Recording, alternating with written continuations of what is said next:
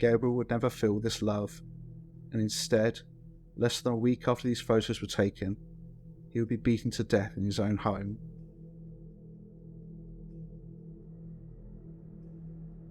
Just before 11 PM on Wednesday the 22nd of May 2013, Gabriel Fernandez was told to pick up toys that were on the floor.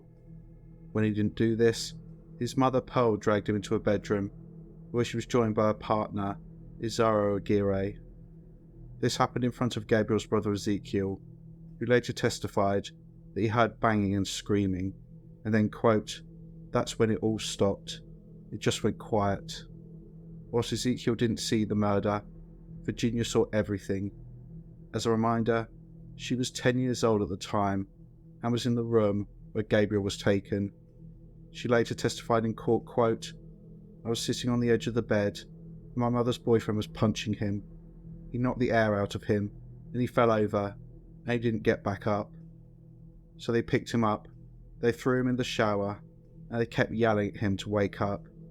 And when he didn't wake up, my mother decided to call the police and she told me to grab a rag and we cleaned most of the blood that was on the floor."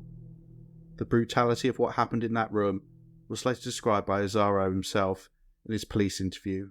So, exactly what happened. Cold hard fact now. You see him? You hit him over the head.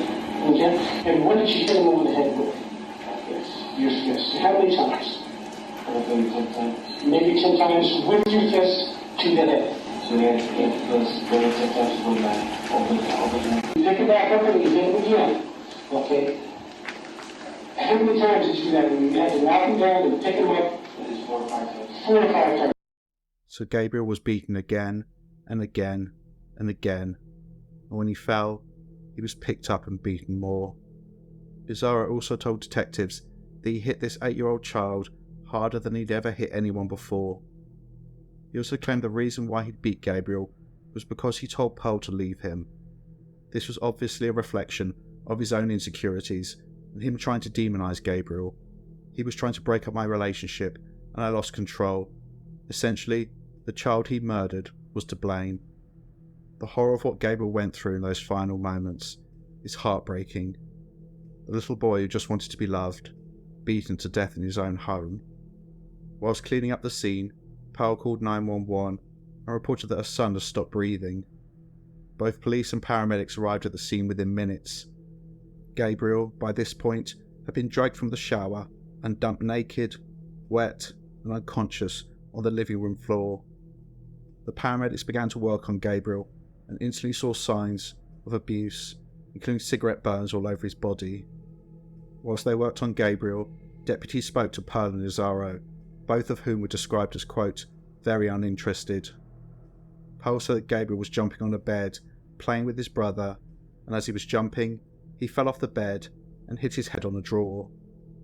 When asked why the boy had so many injuries on his body, Cesar told the police that Gabriel was a very angry boy and would hit himself a lot. He also decided that it was relevant to tell the deputies that Gabriel might be gay. It's not clear when this happened, whether it was on the scene or an interview later, but let that sink in for a moment. He was either standing, likely within feet of where paramedics were fighting to save the life of an 8-year-old child, or whilst he was on life support in hospital, and this monster felt it necessary to speculate on Gabriel's sexuality. Again, as we'll get to, this was all about dehumanizing Gabriel, blaming the victim for what happened to him. Yes, I beat him to death, but he might be gay. Gabriel was rushed to Children's Hospital Los Angeles. Neither Pearl nor Cesar went with him in the ambulance. They were completely indifferent. At the hospital, everyone from the nurses to the doctors were horrified by what they saw. One nurse said, quote, "Every inch of Gabriel was bruised and swollen. His skin was kind of a black and blue colour.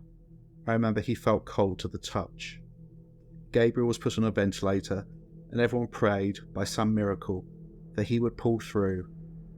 But it soon became evident that this final assault had fractured Gabriel's skull and caused catastrophic injuries to his brain, meaning the only thing keeping him alive was the ventilator he was attached to.